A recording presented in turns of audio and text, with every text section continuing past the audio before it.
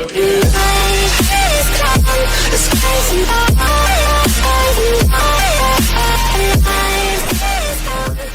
for capacitors.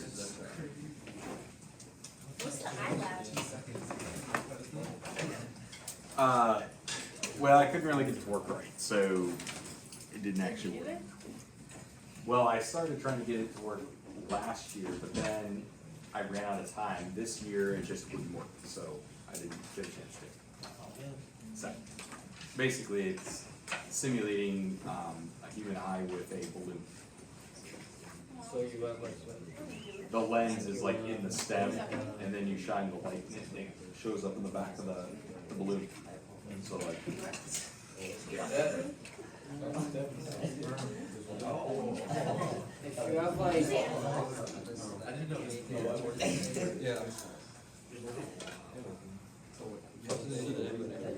what color balloon? it doesn't matter if it's lighter, it's better. Because if it's dark, you won't be able to see the image. So like, No. okay guys, so we have a couple more equations here. So we have the first one, which is the electric field is equal to the charge that's on one of the plates of the capacitor, or I should say just the charge in the capacitor, divided by that vacuum permittivity, I can't even talk, but the constant, multiplied by the area of the plates. So we can find the strength of the electric field between the plates of the capacitor based on the area of the capacitor and how much charge is built up on the capacitor. Are these on the formula sheet? So these ones, let's see, this one is, I just saw it.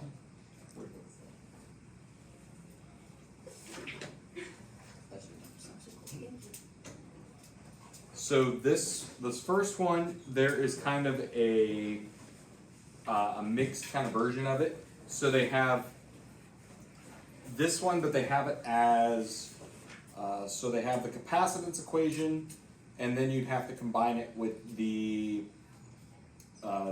electric field equation. So then when you combine the two equations together, you would get this one.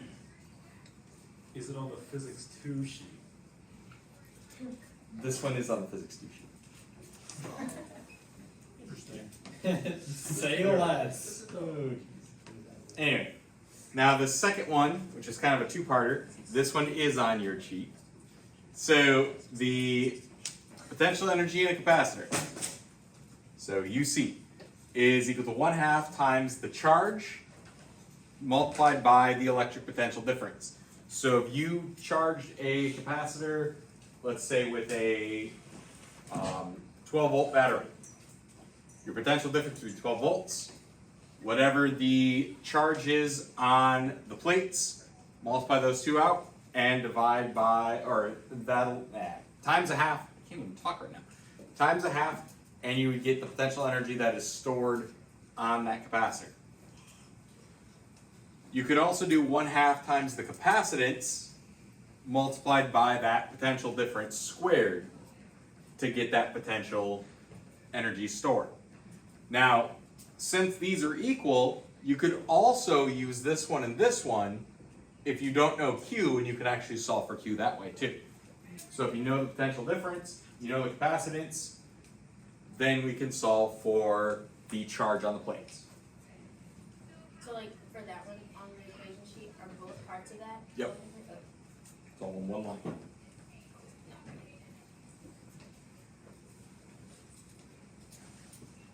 So remember, energy is always in joules. The area of the plates must be in meters squared. Charge is coulombs. Capacitance is in farads, and potential difference is volts. Where do farads come from? Faraday. That's a good point.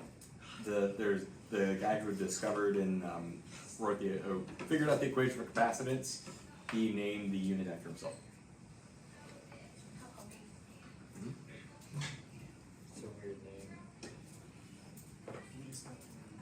Well, I'm gonna call your name weird.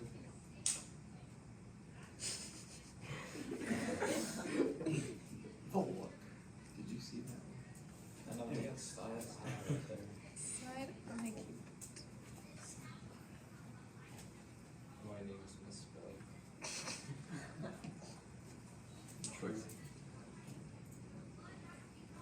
Okay, so here's an example.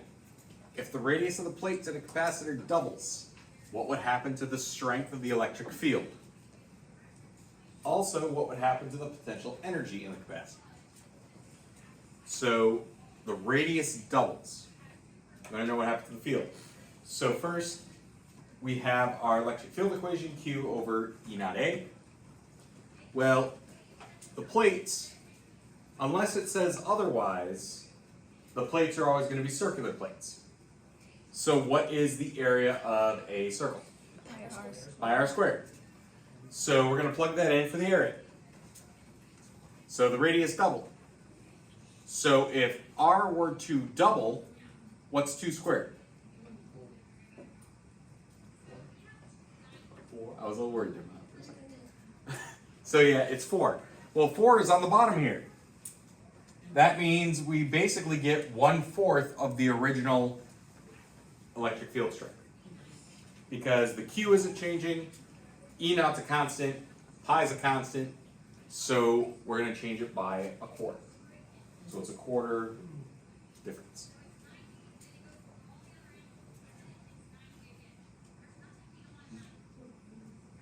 So you made it bigger? Well, basically what's happening is like, you have electrons It's not on it. proportional to capacitance. Okay, okay. Yeah, because you have all these electrons on it, and now you made it bigger so they have more room to move around.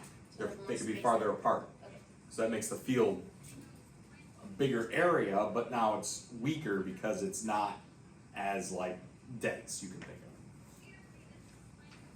of. Okay, so then for the next one, we're looking for the potential energy in the capacitor. Well, we can use our potential energy for capacitor equation, so 1/2 C delta V squared. So we know that the area, or not the area, but the radius of the plates doubles. So what happens to the capacitance when the area of the plates double? So what we need to think of is, okay, what was our equation for capacitance?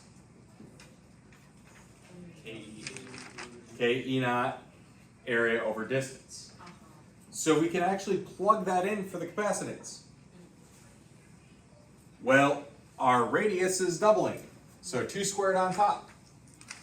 So we get 2 squared, so that gives us 4 on top. So what's going to happen to the potential energy?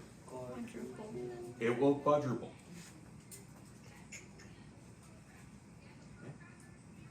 Questions there? So area doesn't affect the electric difference, or potential difference. So once you have potential difference on it, that means it's going to keep that potential difference.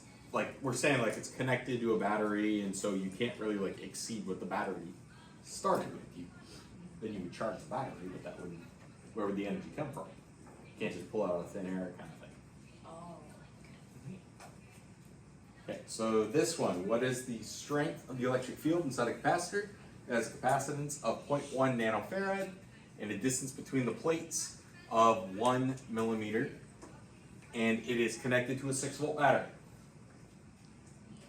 So, first, we want to use that electric field equation, but we don't know the area and we don't know Q. So let's figure those out. So the first one, let's solve for Q. So remember from Tuesday, we had this equation. So the potential difference is equal to Q over capacitance. Well, we know the capacitance is 0.1 nanofarad. We know that the potential difference is going to be 6 volts. So we can plug those in. Remember, nano is times 10 to the negative 9. And we can solve for Q. So we get 6 times 10 to the negative, 6 times 10 to the negative 10 coulombs. Now that we have Q, we have that part of the equation, but we still don't have area. So now we need to find the area. But all we know is the distance between the plates. Do we know the radius of the plates? No. So we need to find that as well. So we can actually just find the area instead of just finding, we don't need to really find the radius, we just need to find the area here. So we're going to use our capacitance equation. So K E naught area over distance. Well, we know the distance, we know the constant, and we know the capacitance. So we can solve for area. So we know our capacitance is 0.1 times 10 to the negative 9. It didn't mention anything about a dielectric, so what do we put? We just put 1. So put the 1 in there for K. Then our constant, 8.85 times 10 to the negative 12, multiplied by the area, which we don't know yet, divided by the distance. Remember, our distance must be in meters. So here it's in millimeters, so we got to divide by 1,000. 1,000. Yeah. So we divide by 1,000, we get 0.001, and so we get an area of 0.01 meters squared. Now that we have Q and the area, we can finally use our equation.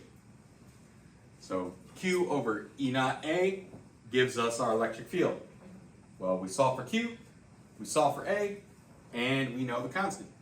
So we can plug them in, and finally come to our answer, 6,779.66 newtons per coulomb.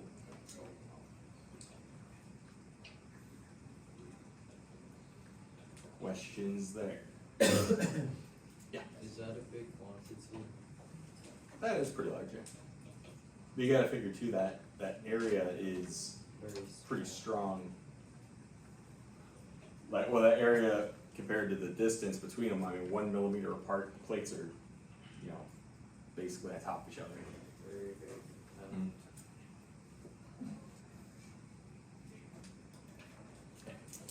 And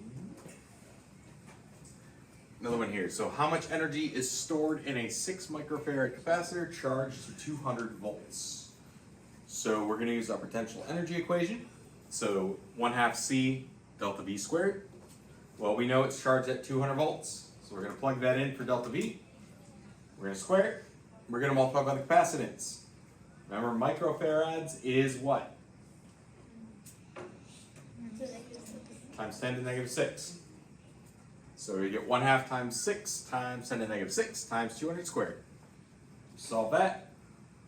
Even though, yeah, it looks like, oh, it's going to be a lot, 200 volts, it actually becomes very, very small. So our potential energy that is stored in this capacitor is only 0.12 joules.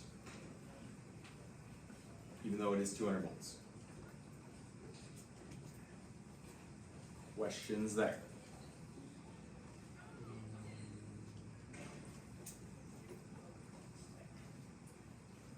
So that's actually it for the notes today. I'm gonna do a pretty quick one today. So I do have a practice for you guys on OneNote, and yeah, if you haven't finished the practice,